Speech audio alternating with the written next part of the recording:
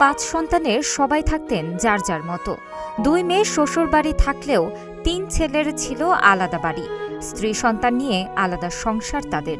স্বামীর বাড়িতে একা থাকতেন 70 বছর বয়সী বৃদ্ধা ফাতেমা বেগম।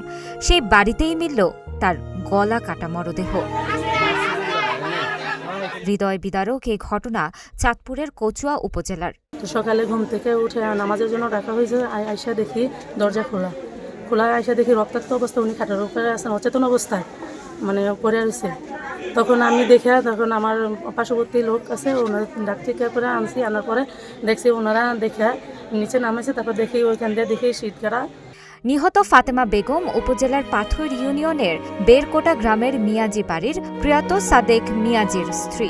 আমি তো সাঁতার থাকি, বাসার থেকে খবর পাইলাম যে আমার শাশুড়ি নাকি মারা গেছে। আমার ওয়াইফ ঢাকা থেকে ফোন করছে, পরে সাথে সাথে আমি এখানে আসছি। তখন এসে দেখি যে আমার শাশুড়ি মারা গেছে সঠিক কথা, এবং ওনার গলার মধ্যে ছুরির দাগ এবং নাকটা ভাঙ্গা, রক্ত দাগ মুখে দিয়ে পড়তেছে, নাকে দিয়ে পড়তেছে। স্থানীয়রা জানান, সোমবার ভোরে বাসায় ওই বৃদ্ধার রক্তাক্ত গলাকাটা মরদেহ দেখে পুলিশে খবর দেন তারা। শীত কাটা ছিল ঘরের, তছনছ ছিল কক্ষ। নিহতের কানে থাকা স্বর্ণালংকার ও নগদ টাকাও নিয়ে গেছে ঘাতকরা।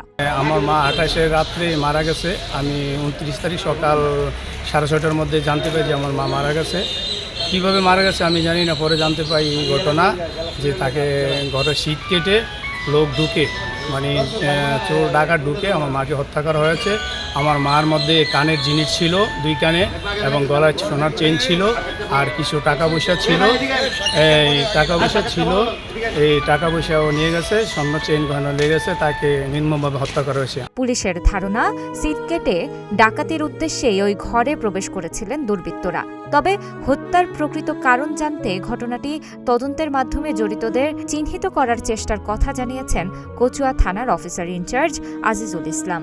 ঘটনার বিষয়টা যখনই জানতে পারি তখনই আমাদের একটি পুলিশের টিম ওখানে তাৎক্ষণিক পাঠানো হয়, এবং থানার পুলিশ পরিদর্শক তদন্ত সহ আরো একটা টিম ওখানে পাঠাই। সহকারী পুলিশ সুপার কচুয়া সার্কেল তিনিও ঘটনাস্থলে আসেন।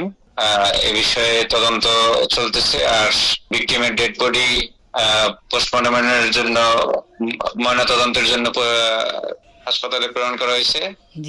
ভিকটিমের যে ছেলে, উনি থানায় আসছেন, লিখিত অভিযোগ দায়ের করবেন। এর পরিপ্রেক্ষিতে একটা নিয়মিত মামলা রুজু হবে। আসামি গ্রেপ্তারের অভিযান অব্যাহত আছে। মর্মান্তিক এই ঘটনায় শোকের ছায়া নেমে এসেছে গোটা এলাকায়। ঘটনায় জড়িতদের দ্রুত চিহ্নিত করে গ্রেফতারের দাবি স্থানীয়দের।